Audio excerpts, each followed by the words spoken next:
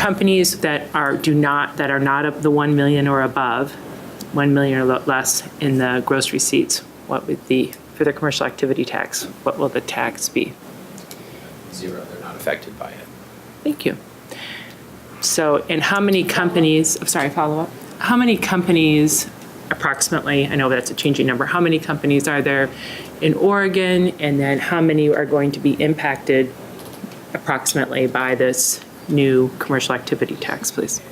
Using some round figures from 2016, and so I haven't forecasted to 2020 when this starts, but that does provide a ballpark. And so for 2016, we have about 460,000 businesses, and about 420,000 of them, mostly the sole proprietors, are less than the $1 million.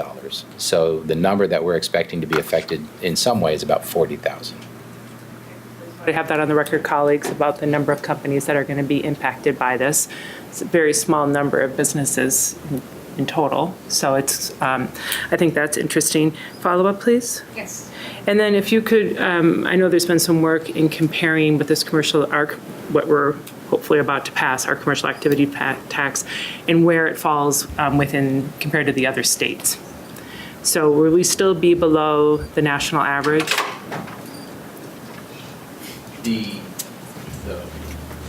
Excuse me, Mr. Allanach, could you turn the mic towards yourself? Thank you. So the information that we've been using that is put out by Ernst & Young in cost. They put an annual business taxes in it. I think it's the most comprehensive study of looking at business taxes, trying to look at the state level, the local, and all of that.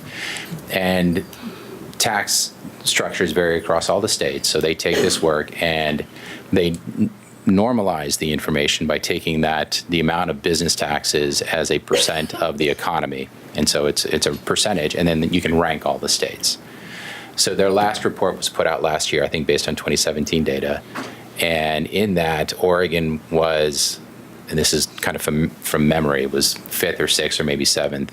And then if you add $1 billion or $1.3 billion, we move up to, I want to say 17th or 18th. We're still below average. I can't remember the numbers exactly, but Understandable. Yeah, thank you. That may be helpful to have that information on OLAS to understand that in the passing of this, we are still well below, I would say below the national average. So, and then I just had one follow-up, please.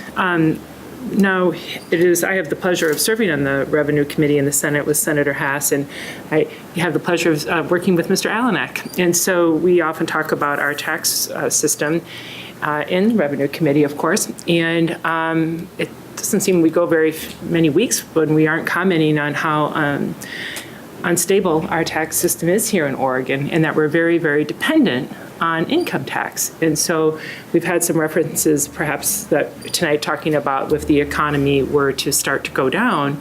We've already been through that experience, colleagues, and it was a really terrible experience in 2008 because when the economy went down, we were so dependent on income tax, then it was really hard to have additional revenue coming in because people weren't making as much money.